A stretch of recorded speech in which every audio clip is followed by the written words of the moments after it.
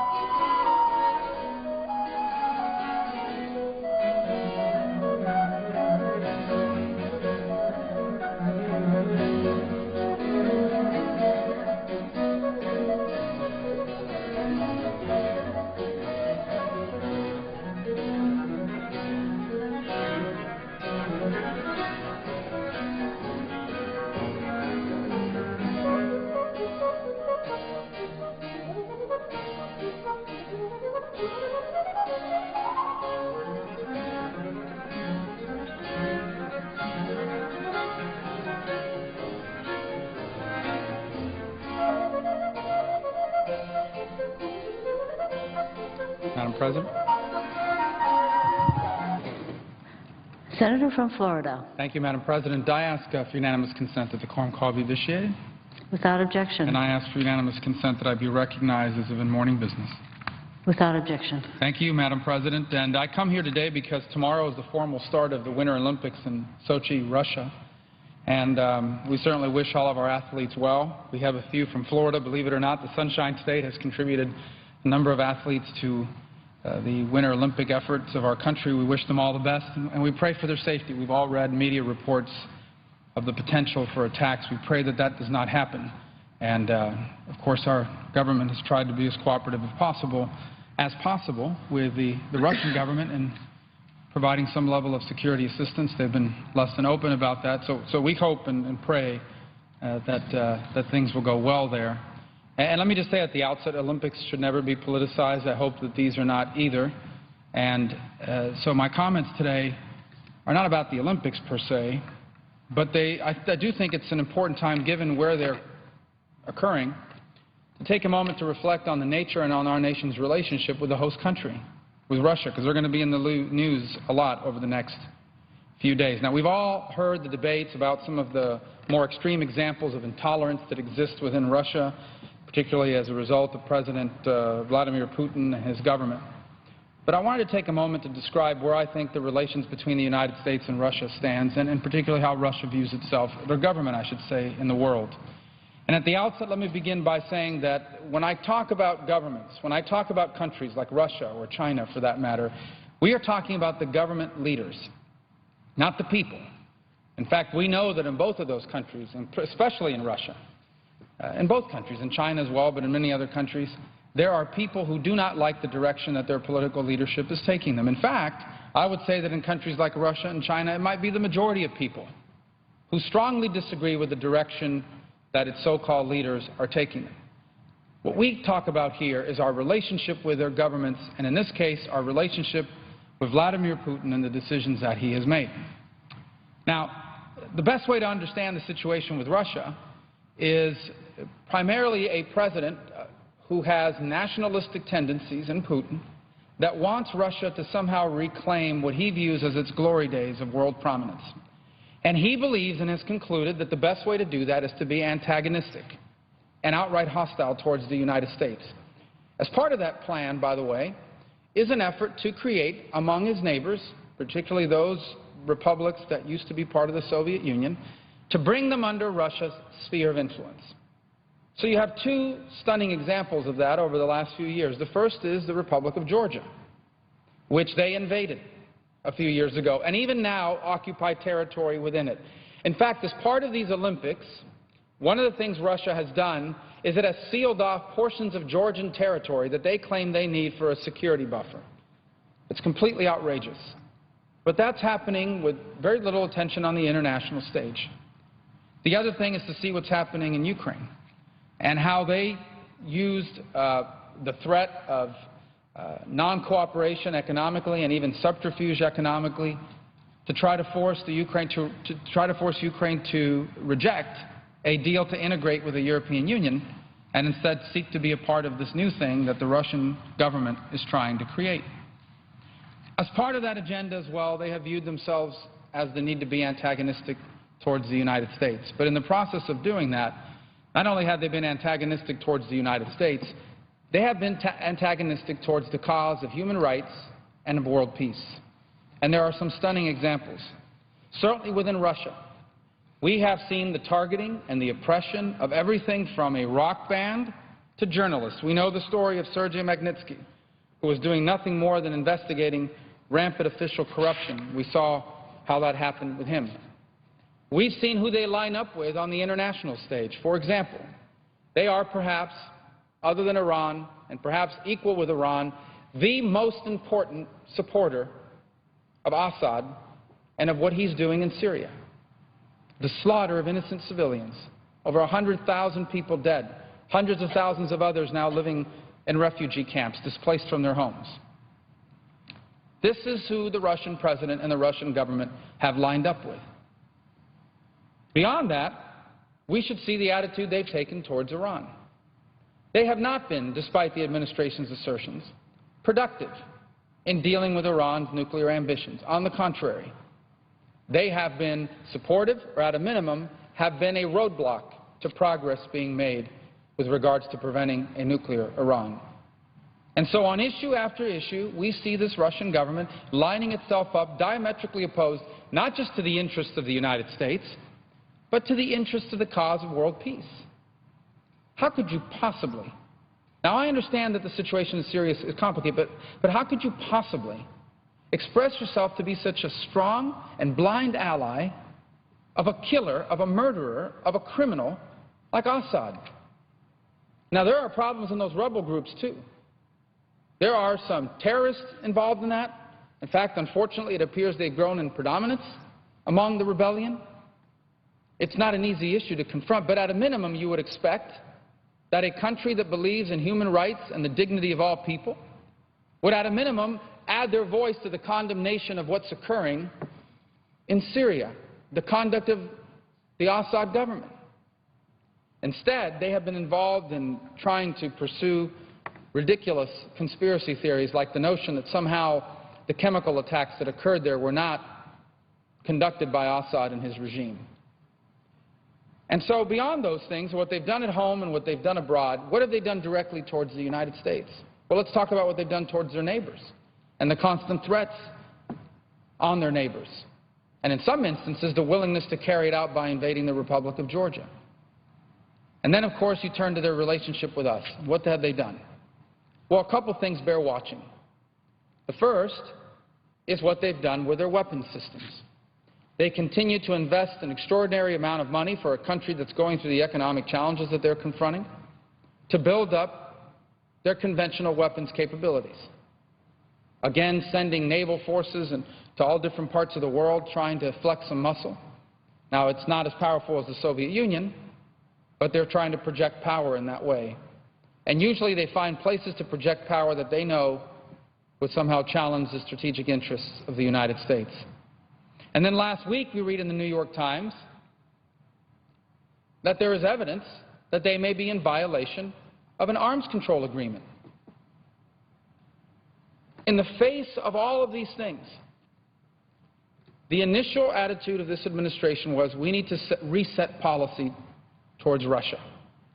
And understand what was behind that idea. What was behind that idea was the notion that the reason why we didn't have a good relationship with Putin and with Russia and the Russian government is because the U.S., because the previous president, George W. Bush, was too abrasive. By the way, this is not just for Russia. This is kind of a theory they applied all over the world.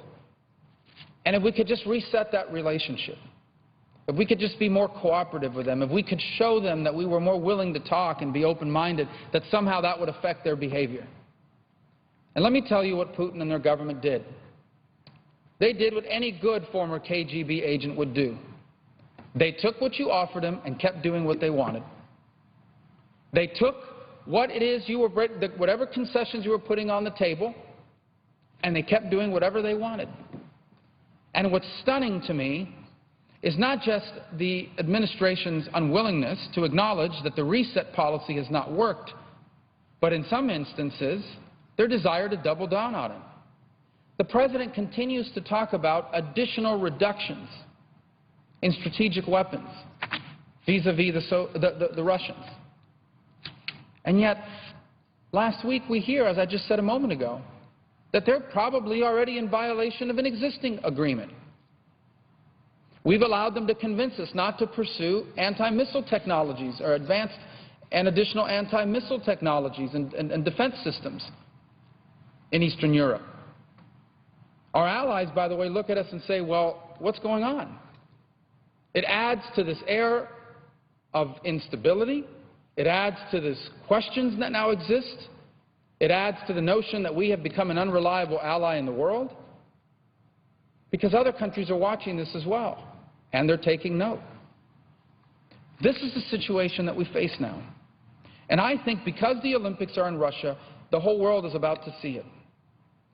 Now, for example, we can't say for sure that this has anything to do with the government, but last night, so we read a report today in the Wall Street Journal that one of its reporters, in the middle of the night, someone opened the door to their room.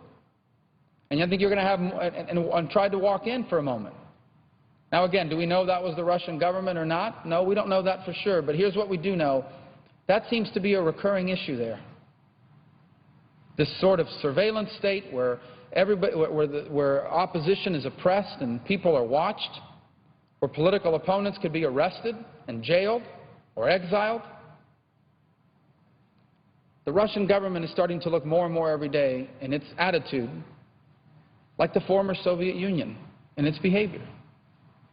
And I think we have a right to be concerned about it. Now, look, when I come to the floor and talk about these issues, and other my colleagues do, this is not because we want confrontation. On the contrary, we hope to avoid all these things. We have plenty of issues to focus on in this country. But we cannot be naive. We must never forget the lessons of history that teach us that when behavior like this and attitudes like this go unaddressed, when your potential adversaries sense weakness and insecurity and indecisiveness, it invites them to be even more aggressive, and it invites them to miscalculate. And so I do believe that while the Olympics are an issue that should not be politicized, our relationship with Russia is one that deserves serious attention in this body. This idea that somehow this is a relic of Cold War issues and that we shouldn't be focused on it in the same way is naive. They still have an enormous nuclear arsenal. They still have a significant conventional military capability. And they have someone running their government who is not an ally or a friend of the United States. On the contrary, he has come to believe that what is bad for the United States is good for Russia. And we should not be naive about that in our dealings. And we should not under any circumstances betray or undermine or abandon our commitment to our allies in the region and to the countries that are Russia's neighbors for the sake of seeking to improve the relationship with the Russian government. Because they will continue to do what they have already done. They will take your concessions and they will keep doing whatever they want. And so I hope that as a part of this week's and the next couple weeks and this Olympics, that we as policymakers, with all the issues happening in our country and all the challenges we face around the world, I hope we will take more time to truly examine the nature of this government in Russia and what our relationship should be towards them. Thank you, Madam President, and I yield the floor.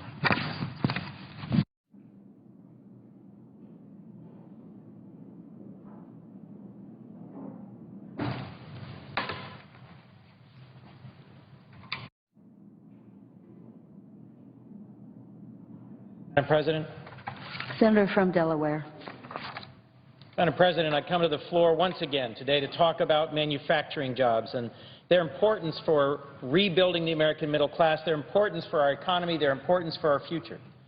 Last week, President Obama delivered his State of the Union address before a joint session of this Congress and talked about what we can and should do together to invest in America's workers, to spur job creation and expand economic opportunity. He said, and I quote, "What I believe unites the people of this nation is the simple, profound belief in opportunity for all, the notion that if you work hard and take responsibility, you can and should get ahead. Opportunity," he said, "is who we are, and the defining project of our generation is to restore that promise." Well, Madam President, I couldn't agree more. At a basic level, one thing we need to do is to put a floor underneath the struggling workers in America who are continuing to seek work and to come together to extend emergency unemployment insurance for these long-term job seekers. While jobs remain sadly more scarce than they should be in our economy as we continue in recovery, we can't let Americans fall through the cracks as they continue to seek work. But since the extended unemployment insurance benefits expired last December, 1.7 million Americans, including more than 4,000 Delawareans, have lost the unemployment insurance that is critical to their families, to keeping food on the table and a roof over their heads. Emergency unemployment insurance, which this body once again today failed to extend, is a critical lifeline to Americans out of work through no fault of their own and who are doing everything they can to get back to work. While they're searching for jobs, we should make sure they can put food on their tables and keep their families sound. One Delawarean I've heard from who relies on this lifeline is Raymond from Newark.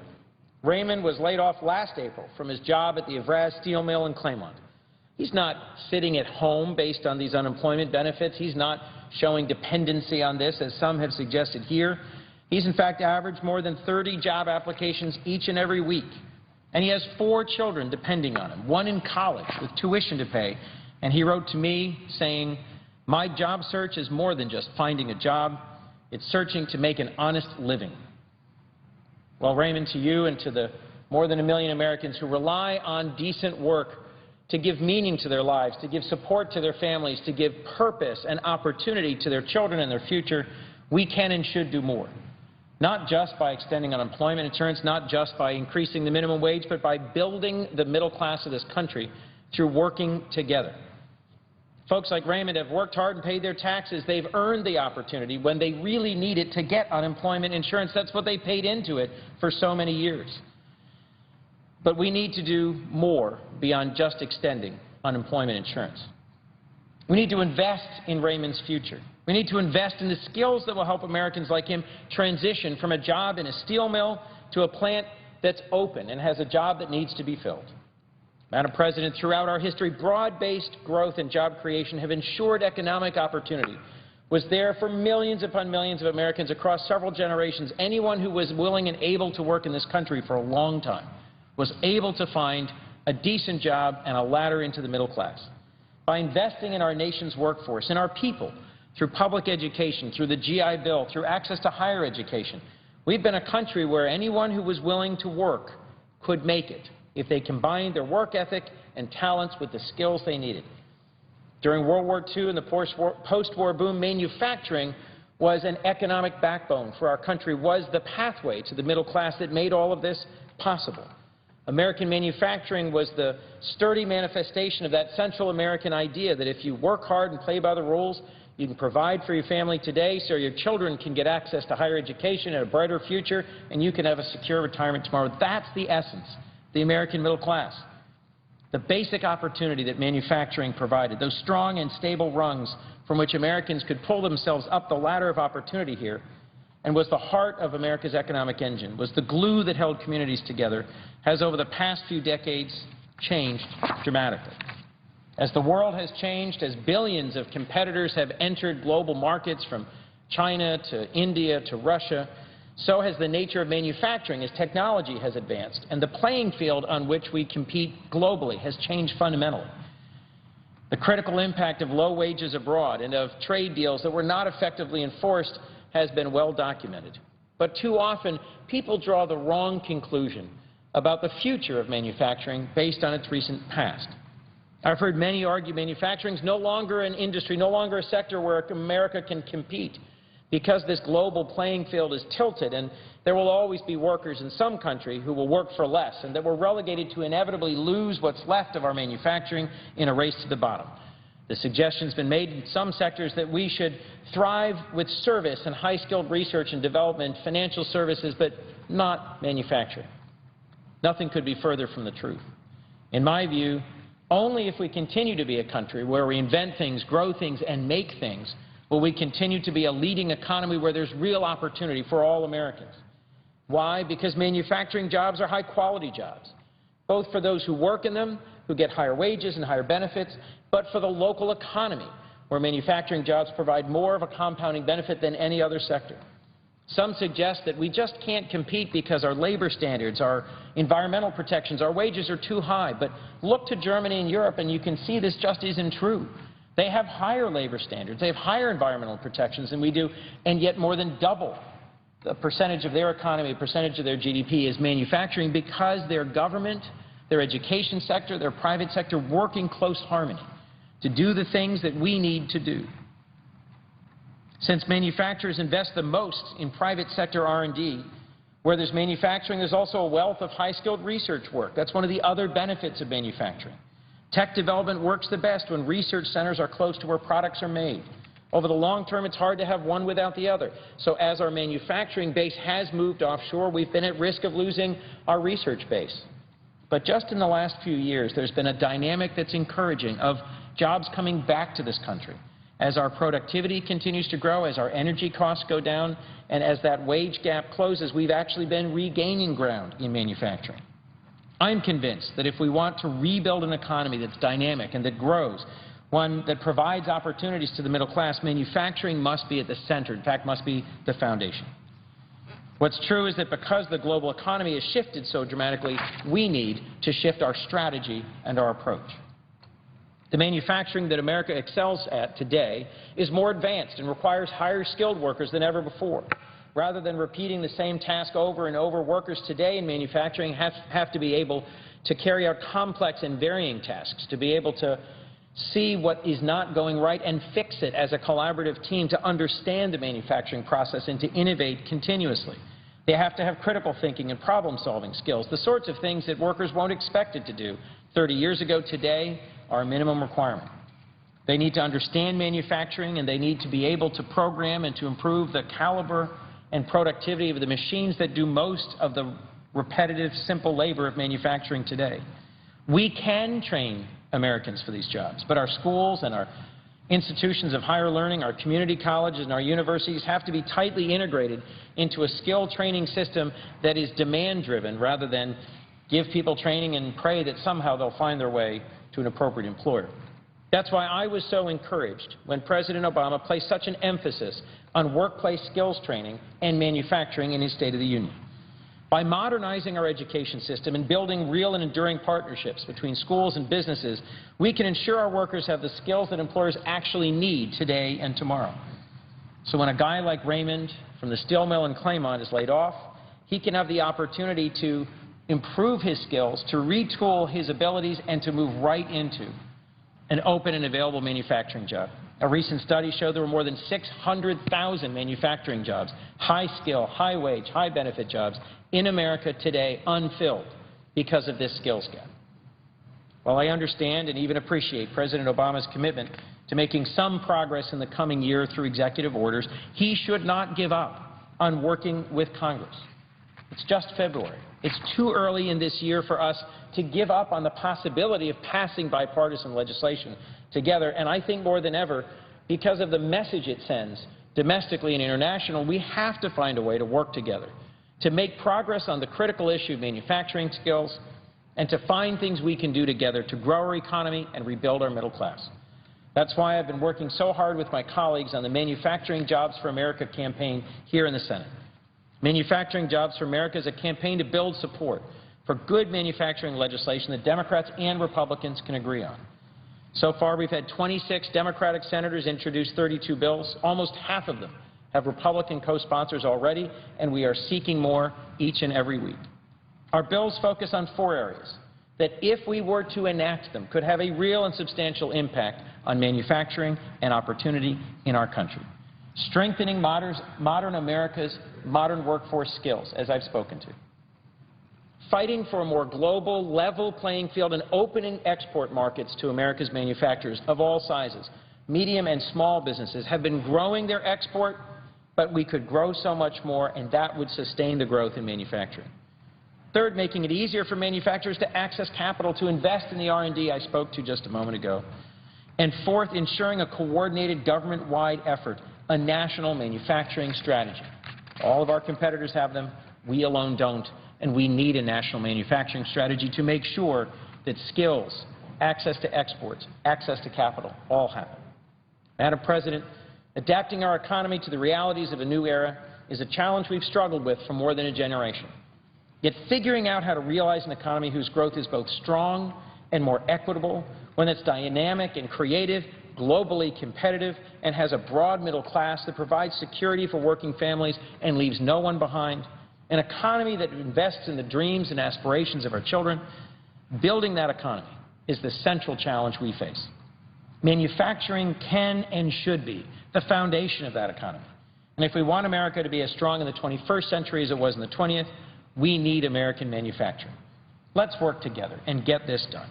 I want to thank my colleagues from both sides of the aisle for their partnership, their interest, their work on this, and I so much look forward, Madam President, to working together in the weeks ahead to prove to the American people we can make bipartisan progress on manufacturing.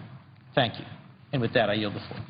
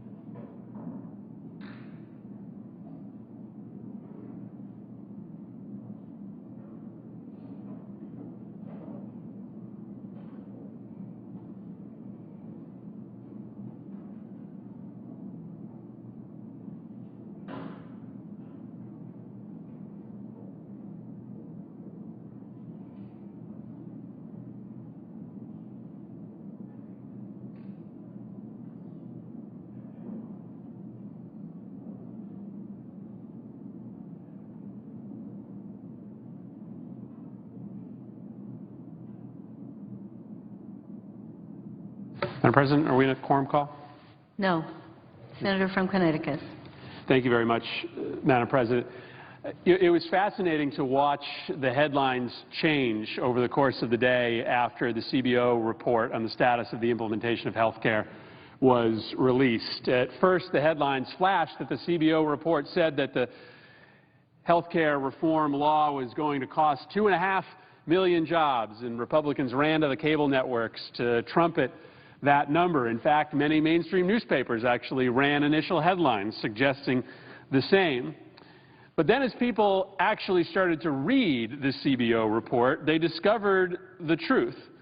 They discovered the fact that the CBO report actually says that the economy is going to grow because of the health care law. And to the extent that there are reductions in the hours that people work, it's going to be because individuals are now no longer required to work simply because they need to get health care, that they can make decisions about what they want to do with their life, the kind of work they want to do, and the amount of time they want to devote to it, not simply because they are job-locked due to health care insecurity. And so, Madam President, I wanted to come down to the floor today, as some of my colleagues have, to set the record straight on what the implementation of the health care law really means for the economy, and to specifically focus on this issue of what it means to individuals who for decades have been forced to make decisions about their labor connected only to the kind of job that would provide for health care for them and their family. And I think back to a day not long after we passed the bill, a day that I was taking my little, then 2-year-old son to our community pool in Cheshire, Connecticut. And I was in the pool splashing around with my son, and a guy not more than a few years older than me came across the pool and tapped me on the shoulder. He said, "I'm really sorry to interrupt, but I just wanted to say thank you." And I said, "Well, that's nice. Thank you for what?" And he said, "I wanted to say thank you for passing the health care reform law, because I have a little son too, and he's got a congenital heart defect, and we spend a lot of money trying to take care of his illness. And first, the health care bill is just going to save us a lot of money." But he said, "That's not really why I'm so thankful for what you did." He said, "What I'm truly thankful for is the fact that I can rest easily at night now knowing that my son's life, that his career won't be dictated by his illness, that my son now can live out his dreams, do whatever he wants to do with his life, rather than spending his life searching for a job that will cover his illness and worrying about whether a small gap in employment will forever take him off the rolls of the insured forever." Because that has been the reality in our country for too long. If you had a chronic illness or a genetic illness or a condition that was on the list of pre-existing illnesses at America's insurance companies, A, you had a hard time finding a job because a lot of people didn't want to hire somebody that came with those high insurance costs. And then once you found a job, you could never leave because you couldn't risk losing the insurance that was paying your bills. The health care reform law unlocks economic possibilities for millions of people all across this country who haven't gone out and started that business that they knew could grow, that they knew could result in dozens of employees being hired, because they couldn't leave their existing job and the insurance that it provided for them and for their families. That's what the CBO report says. The CBO report says that to the extent that there are going to be less hours worked, it's because individuals are no longer tied to their job because of their need to get health care benefits. That's the real story of the CBO report. In fact, the CBO report says this: expanded federal subsidies for health insurance will stimulate demand for goods and services, and that effect will mostly occur over the next few years. That increase in demand will induce some employers to hire more workers or to increase their employees' hours during that period. That's economic growth That's not economic contraction. Now, Madam President, this is a really simple chart, and I'm not going to claim that the numbers in it are a reflection simply of the legislation that we passed. But for all of my Republican colleagues who rush down to either the floor or to the cable news networks to decry the CBO report, and who in general have continued to make the case that the health care law is hurting the economy, this is about as simple a chart as you need. In the decade before we passed the Affordable Care Act, this economy lost 3.8 million jobs. And in the 45 months since we passed the Affordable Care Act, this economy has created 8.1 million jobs. Now, nobody's satisfied with the pace of job growth, but nobody can say that the passage of the Affordable Care Act has hurt jobs. Now, anecdotally, anybody can bring one or two stories to the floor suggesting that an individual business person decided to not hire someone because of the Affordable Care Act. But the CBO report also says this.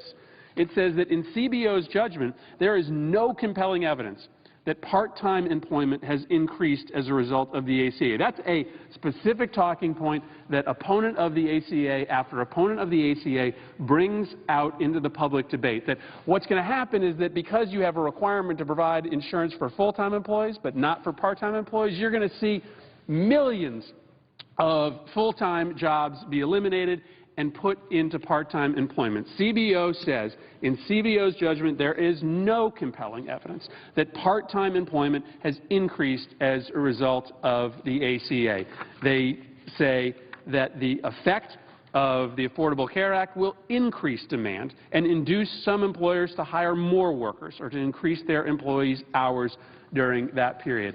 That's what the CBO report says. But, Madam President, the news is even better, because we are also getting definitive results on the amount of money that we are spending as taxpayers when it comes to our health care budget. Look, here's a simple chart that tells you what the current law projection was with respect to health care spending in this country. This builds out the trend line all the way to 2085, and I will concede that it's probably not worthwhile to necessarily predict what health care expenditures will be in 2085, but you don't even have to go there to see that pretty quickly the actual average annual growth rate of health care is going to come in at way lower than what the current law projection is. In fact, it is going to come in at such a lower rate because of the passage of the Affordable Care Act that we are going to be saving on average $250 billion a year. Let me say that again.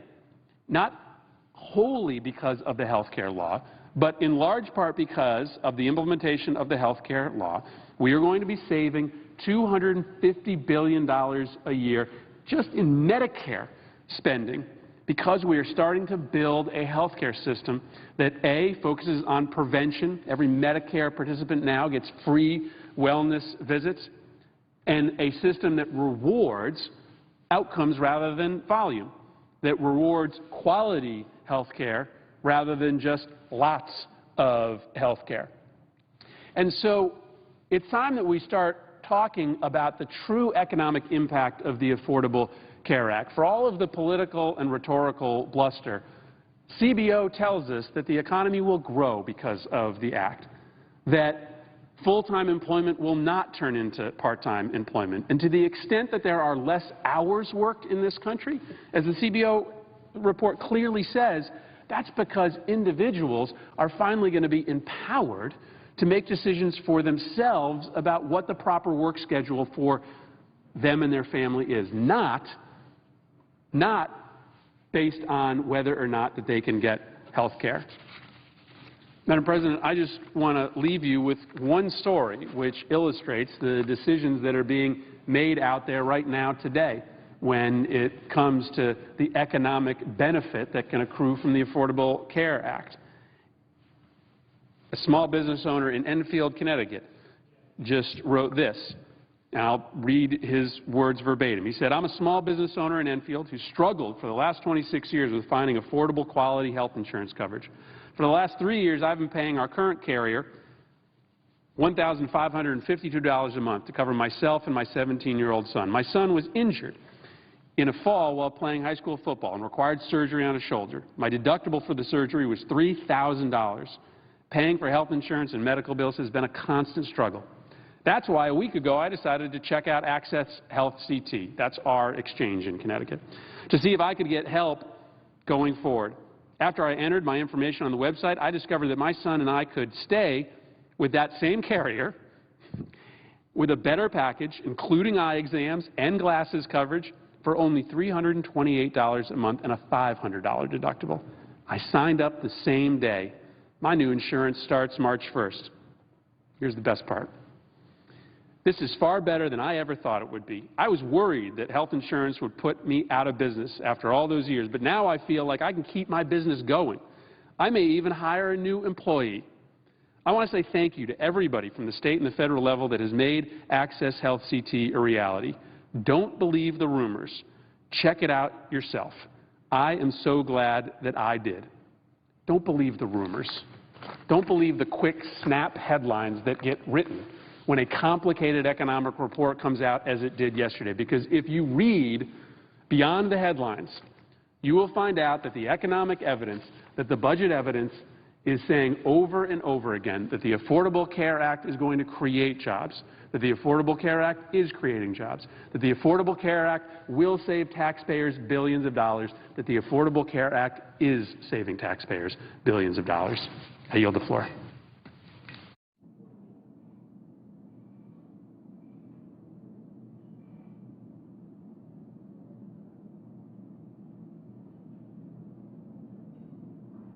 Madam President, I'd suggest the absence of quorum. Clerk will call the roll. Mr. Alexander.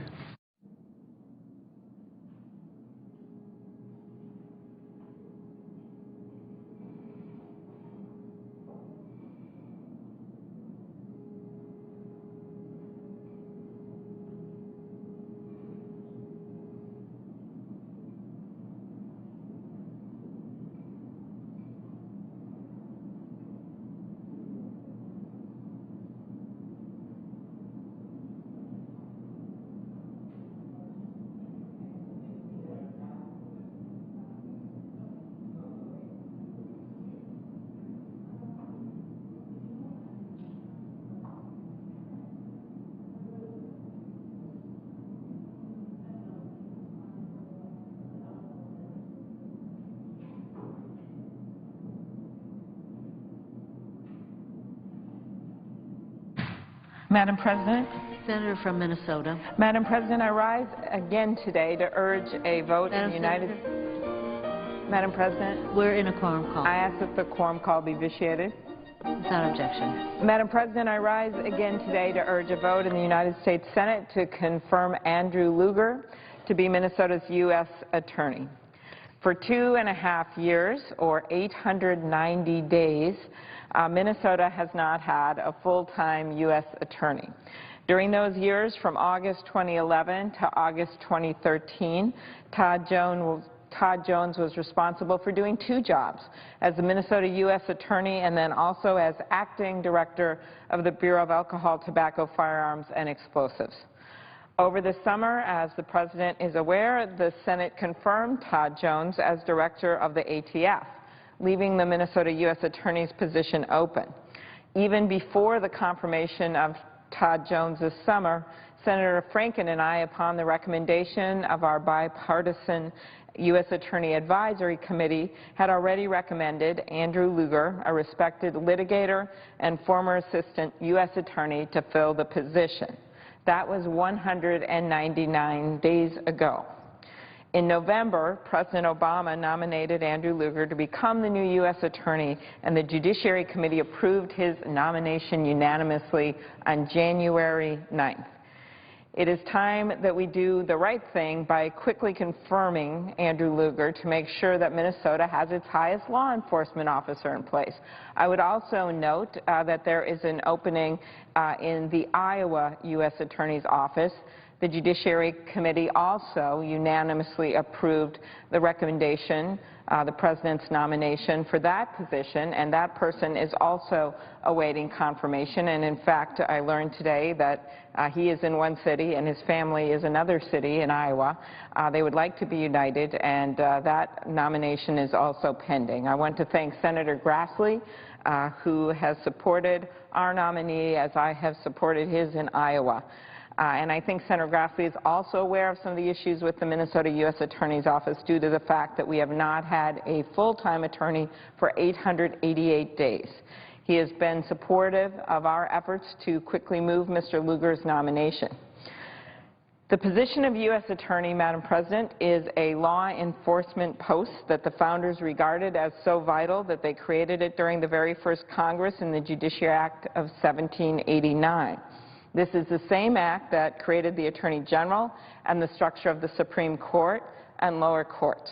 According to the act, each judicial district would be provided with, quote, a person learned in the law to act as attorney for the United States, whose duty it shall be to prosecute in each district all delinquents for crimes and offenses cognizable under the authority of the United States, and all civil actions in which the United States shall be concerned.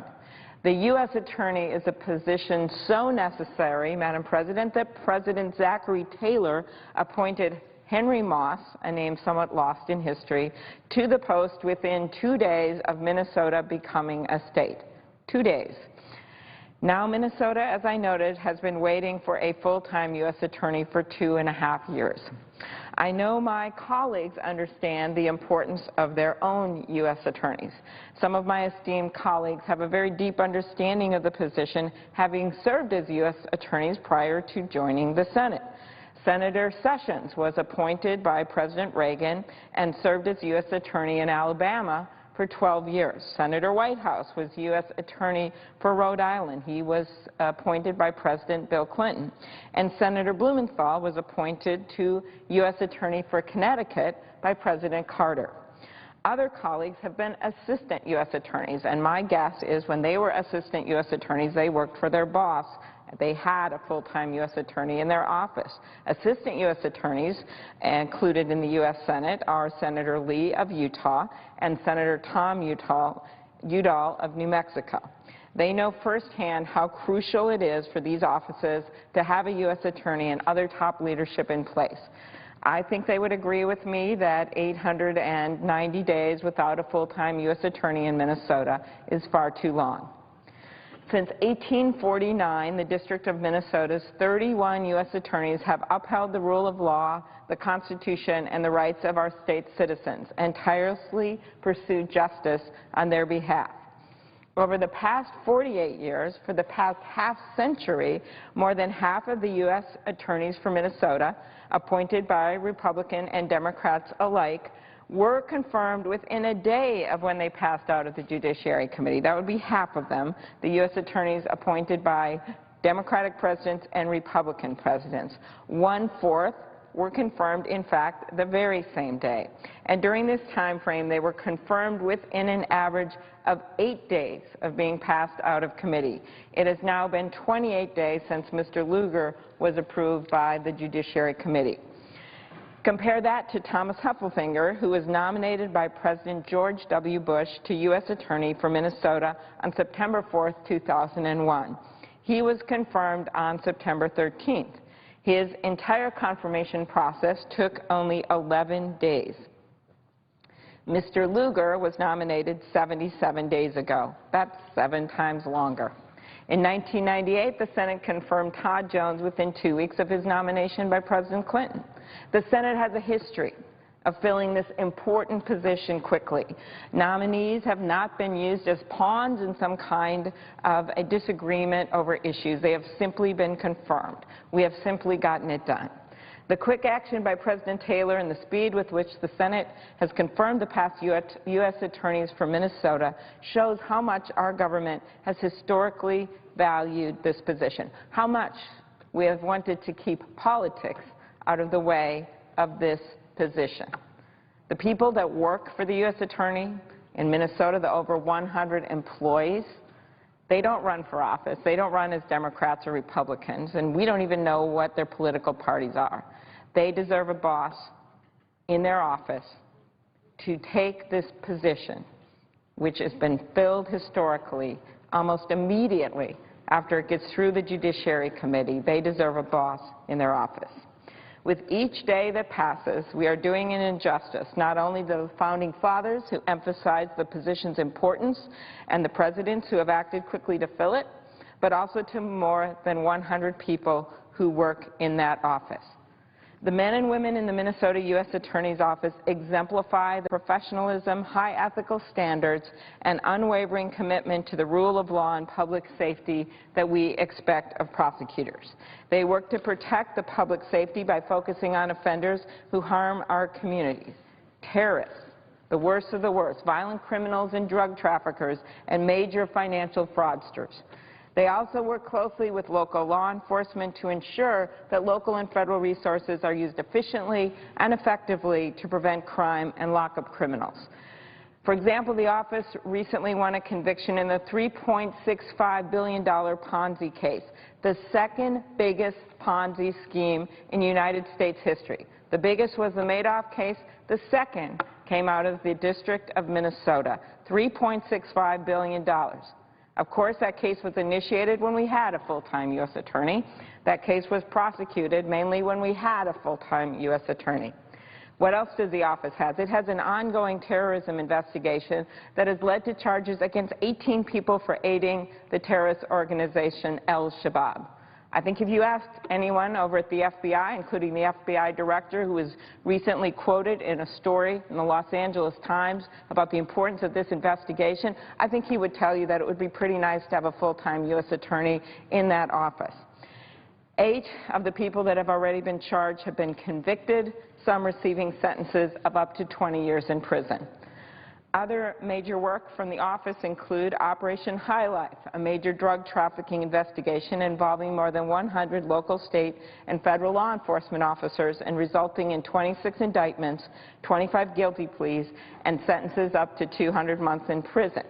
I would note that right now we are experiencing, as they are in many places around the country, Mr. President, a heroin epidemic in Minnesota. Over 50 people in one county alone, Hennepin County, died last year from heroin overdoses.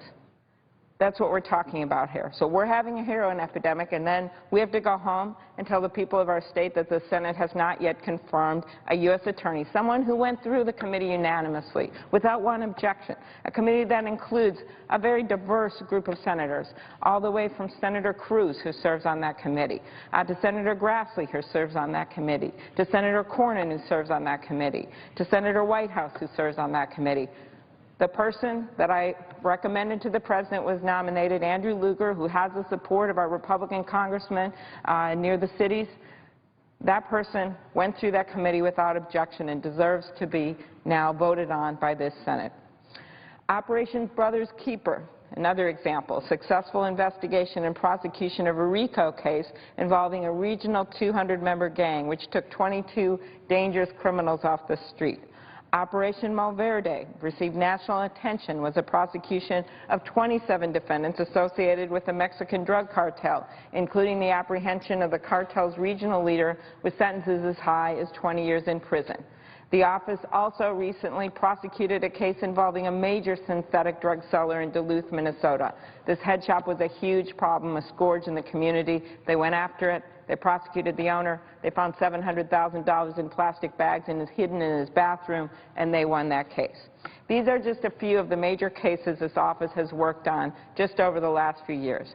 After 890 days without a full-time boss, in part because there was delay, as we all know, in filling the position of the Bureau of Alcohol, Tobacco, Firearms, and Explosives, because it took nearly a year for this body to act on that nomination, because this body hadn't confirmed anyone for that full-time job for 7 years, and after Operation Fast and Furious and the disaster with that case, finally it was decided maybe we need a full-time confirmed director in front of the ATF. Our U.S. attorney agreed to go to that job, do both jobs at once for 2 years, was finally confirmed, and now we have a nominee, and that person is now waiting. That's how we get to 890 days without a full-time boss. The Senate has always served the people of Minnesota well in making sure that our state has a U.S. attorney. I think we need to continue that tradition and honor the value our founding fathers entrusted in this position. It is time that we vote on Mr. Lugar's nomination. He is a dedicated public servant whose breadth of experience, strength of character, and commitment to justice makes him a well-qualified candidate. No one has questioned that, Mr. President. No one has even shed any doubt on his qualifications to have this job. That is not the issue here. Oftentimes, that is an issue with nominees. That is not the issue here. The issue is that we simply, as we have in the past, have allowed a voice vote on these kinds of nominations. They have gone through average of 8 days coming out of committee for the District of Minnesota. First U.S. Attorney for Minnesota, 2 days. This, in fact, now we wait 890 days. Mr. President, it's time to get this done. I yield the floor. I note the absence of a quorum. Clerk will call the roll. Mr. Alexander.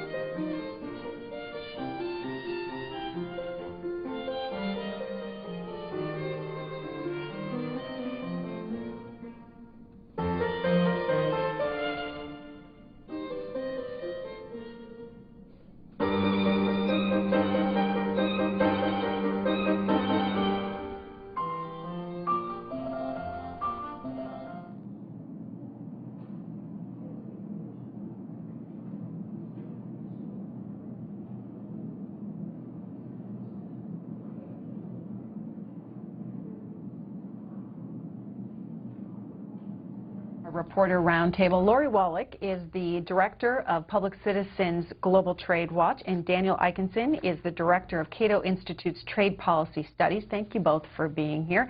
Lori, let me begin with you. So what is fast-track authority? Let me just show a definition to our viewers that says it gives the President authority to negotiate international trade agreements that the Congress can approve or disapprove but cannot amend or filibuster. So let me ask you why you oppose this.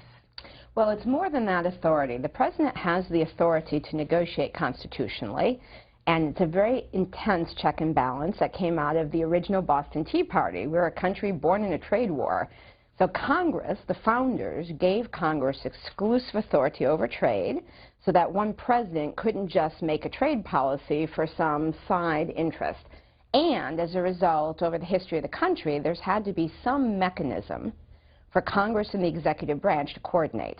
So fast track was a system cooked up by Richard Nixon where the Congress delegates away constitutional authority over trade, not just the negotiating and signing part, but the guarantee that Congress will vote within 60 days in the House and 30 more days in the Senate on a whole trade agreement, legislation the executive branch writes. This is the only legislation the executive branch is authorized to write, and there are no amendments allowed in committee, so you can put anything you want in that bill, no amendments on the floor, only 20 hours of debate, a legislative luge run. On a trade agreement, the president gets to pick the country, pick the contents, and sign it, all before Congress votes. So it's an enormous concentration of power, and here's why we oppose it. We think today, when trade agreements are rewriting wide swaths of U.S. policy, effectively internationally preempting our state legislatures, Congress, on all kinds of non-trade stuff, how expensive medicines will be, food safety, rules about even Buy American. When that's what's in a trade agreement, Congress needs a bigger role, and those checks and balances need to be restored. There's some way you can expedite the vote at the end, so it's not all picked apart, with front-loading. Congressman's role, more openness, and a role for the public to make sure we get the agreements that work for us, not more of these NAFTA-style job-killing deals. Daniel Eichenson, why is it a good idea? Well, let me get back to the definition that you provided. I think it was a little incomplete. Certainly, the way it works is that Congress is presented an agreement and it votes on it, up yay or nay, without amendments. It agrees to do it within a certain period of time. But the part that's been left out of this description and other descriptions I'm hearing in the public and implied by Lori's comment is that Congress has a huge role. Congress lays out its objectives as parameters for the president. That's what this process is all about. So Congress is telling the president, you can go out and negotiate.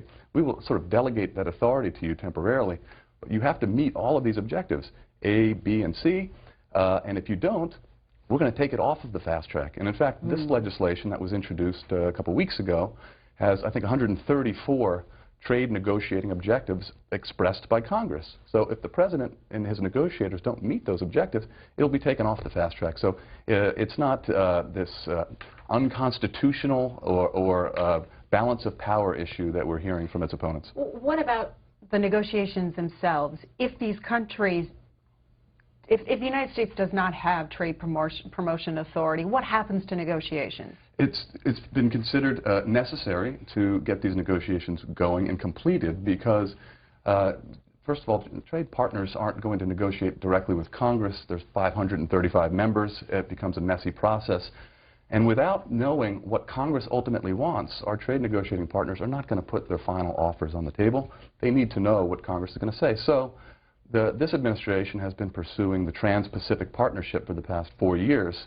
And in a sense, it's kind of put the horse before the cart before the horse because it hasn't received that grant of authority from Congress yet. So it doesn't exactly know what they're going to be demanding.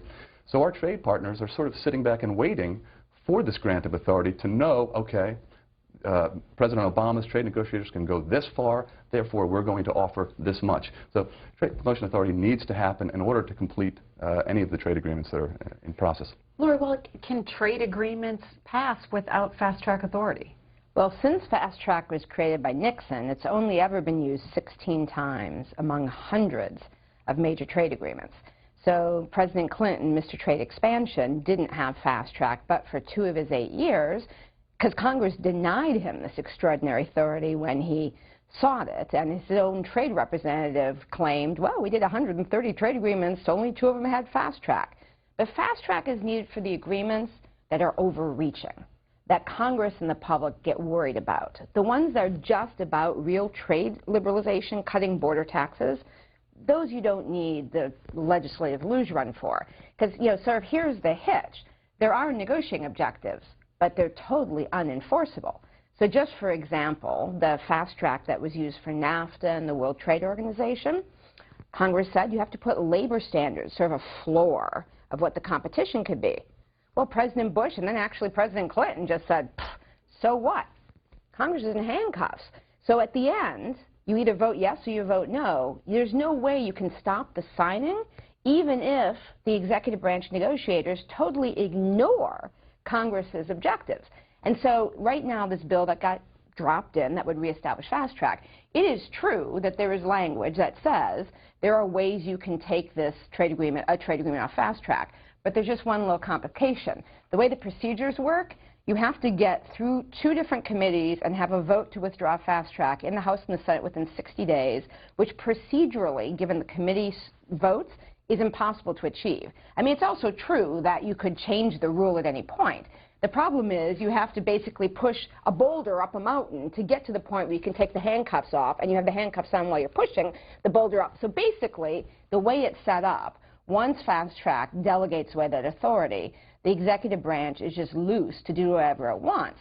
Now, the notion that other countries won't negotiate, I mean, the Trans-Pacific Partnership has been under negotiation for 4.5 years, and they're trying to sign it in, like, the next 2 months, which also just gets to the negotiating objectives. So let's just say their negotiating objectives actually are binding. One of the negotiating objectives in this bill is currency disciplines, disciplines on cheating on currency.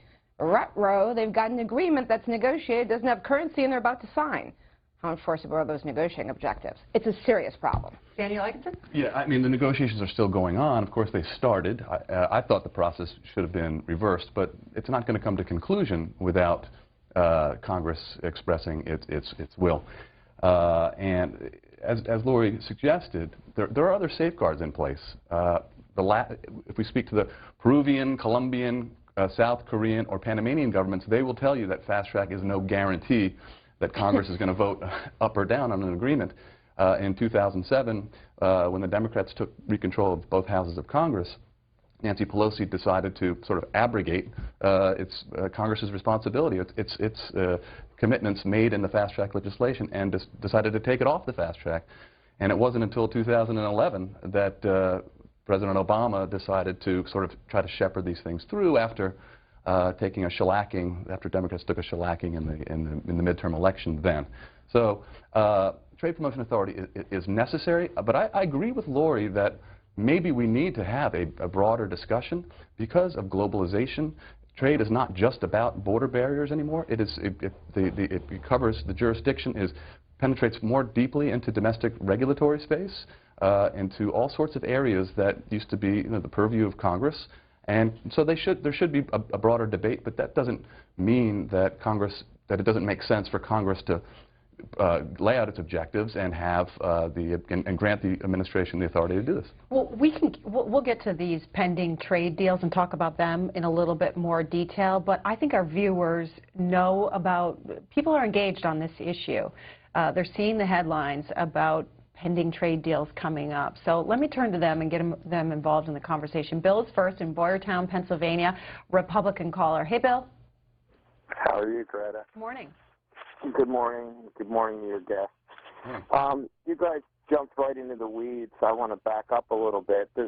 Most of these trade agreements and the fact that Congress keeps abrogating or giving away its own responsibility, this is just another example.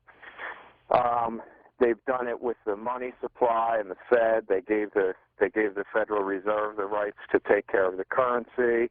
They've given the president with his the right to declare war, although nobody wants to say the president now has the right to declare war, but we all know he does. Congress no longer declares war, and this is another example where Congress really doesn't want to do its job, wants to somehow sidestep it. This is what I want to say about trade agreements. The United States population knows that these trade agreements only benefit the multinationals. Let me say something about trade. You know, I live in Pennsylvania where the Amish are. You know who they trade with? Their neighbors. Okay, Bill, we'll take your point. Let's begin, Daniel Ikenson, with his point about Congress not doing their job and getting involved. I share what sounds like a limited government view that came from the caller. I think that, in my view on trade, is that we don't need trade agreements. We can achieve that ourselves. It's really a domestic issue. And I'm a free trader, and a lot of people say they're free traders, but when I say free trade, I mean over here. We should have, we don't need the permission of foreign governments to open our markets here to competition, and those are the real benefits of trade if we were just to do it unilaterally.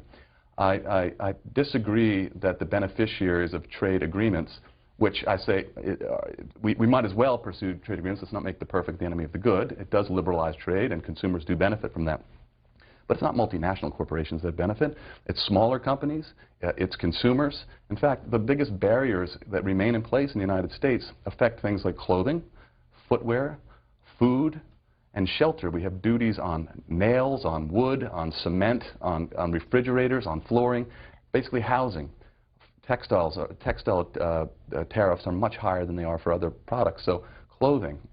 And then food, we have huge duties and quotas on food. So it's food, clothing, and shelter, life's necessities that are subjected to this taxation. And are you saying that those are small businesses? No, those are consumers. Lower income Americans benefit hugely from trade liberalization. So the notion that it's just multinational corporations is a little overwrought. Well, let's dig a little bit into the small business argument, because that's what the President made. He made that argument at the State of the Union address. What are the numbers that show that this will help small businesses? Well, let me talk more in the abstract, if I can. I mean, trade is a trust buster, basically. Bigger companies can survive in an environment where there's protectionism, in an environment where tariffs are erected. When you get rid of those barriers, it unleashes more competitive forces, and it allows smaller businesses to actually compete. One of the greatest examples is the auto industry, in fact. If you recall, in the 1970s, the offerings of the big three at the time were the quality was declining, the offerings were not particularly aesthetic, and then the Japanese companies started to build plants here in the United States. They started to export to the United States. That really raised the game of the U.S. auto industry, and as a result, automobiles, if you adjust for quality and adjust for price differences going back to the 1970s, there's been hardly any inflation in auto prices. So that we attribute to trade and openness. Lori Wallach, Donna asks on Twitter, does the U.S. ever win in any of these so-called partnerships? Well, that is, and I want to jump in also on what Bill said, which is, in fact, since NAFTA and the World Trade Organization, some of those agreements of the 16 that have been fast-tracked, the United States has seen 60,000 manufacturing facilities close in those 20 years. An enormous amount of those were small and medium-sized businesses.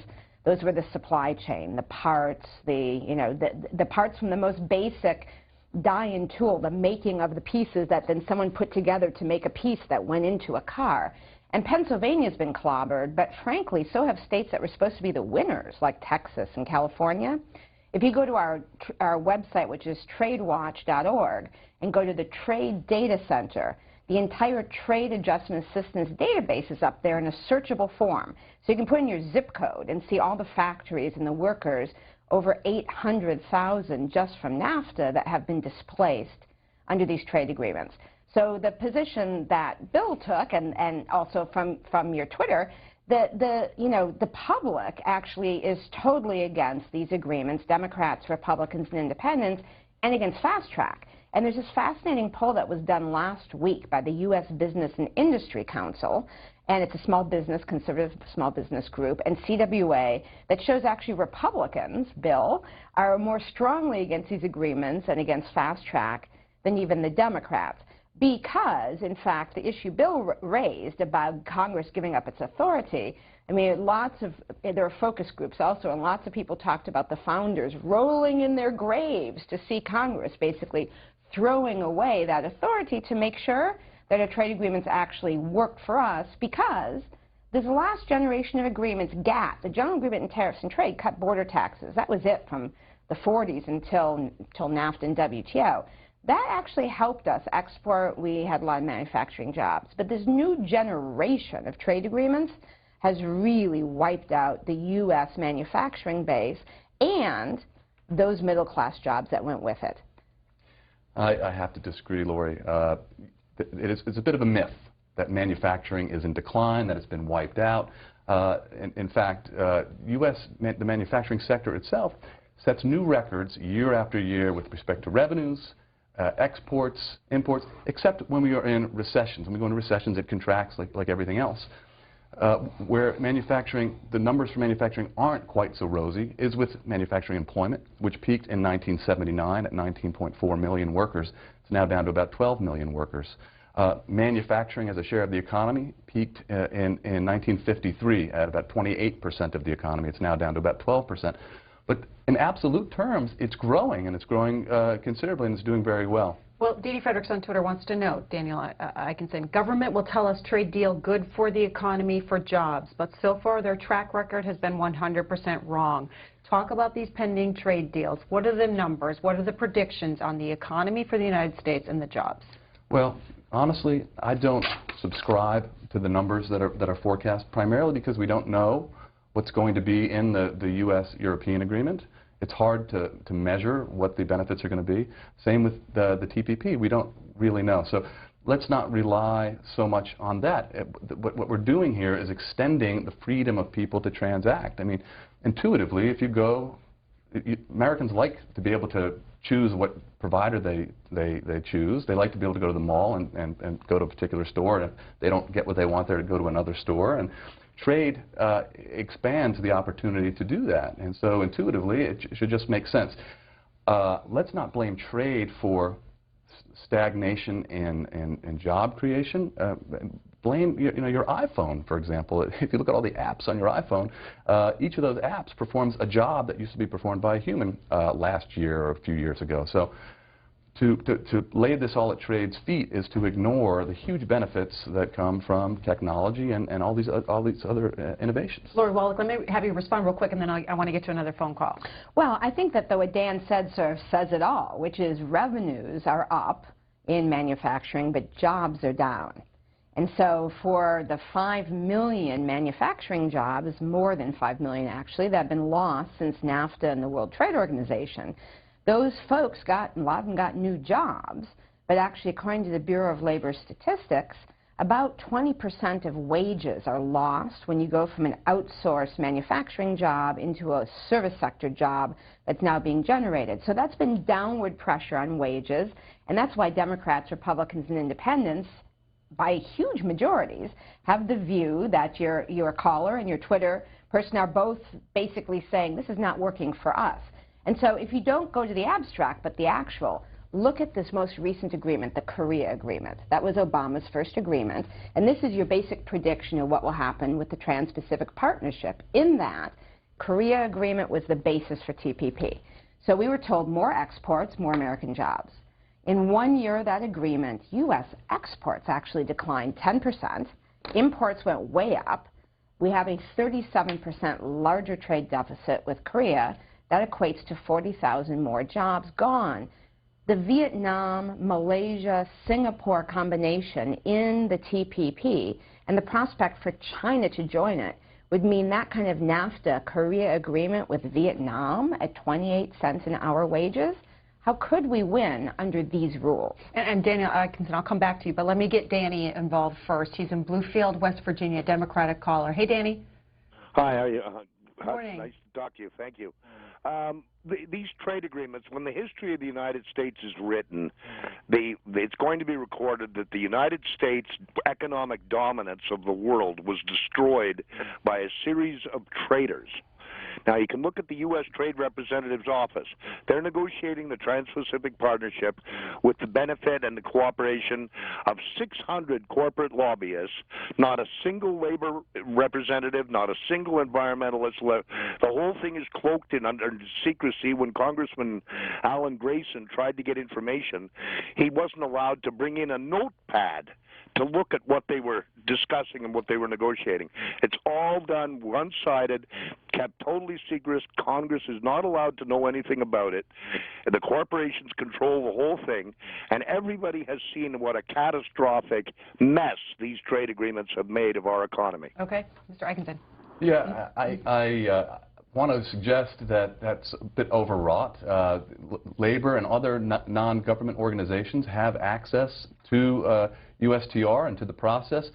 I will suggest also, though, that this administration has been a little bit more secretive than previous administrations with respect to the whole process. I don't see the correlation between trade agreements and declines in jobs and declines in manufacturing. In fact, the United States is the world's attracts more investment from around the world. If there's this race to the bottom, if trade agreements are encouraging companies to go invest in Vietnam or Mexico or China, which it really doesn't, we need to look at the numbers. The United States attracts more investment than any other country in the world. There's $1 trillion of foreign investment in U.S. manufacturing.